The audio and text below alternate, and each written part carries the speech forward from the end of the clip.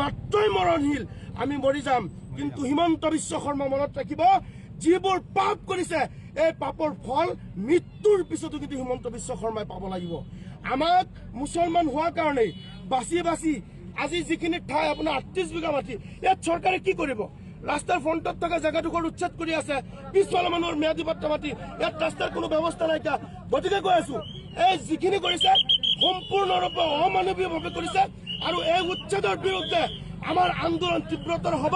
আমি চাই আছো, যদি নিৰাপত্তাৰ ব্যৱস্থা নকৰে, অন্তত ৰূপহীয়া সমষ্টিত যদি যিখিনি মানুহ আজিৰ তাৰিখত উচ্ছেদ কৰিছে পুনৰ সংস্থাপনৰ ব্যৱস্থা নকৰিলে আমি গণ আন্দোলন কৰিম। আমাৰ যি হয় হ'ব, আমাৰ জেল খাই অব্যাহ হৈ গ'ল, কাৰণ আমাৰ মানুহখিনি নিৰাপত্তাৰ ব্যৱস্থা যদি আমি কৰিবলৈ বাধ্য নকৰাও, তেনেহ'লে পৰৱৰ্তী প্ৰজন্ম আমাক খাও দিব।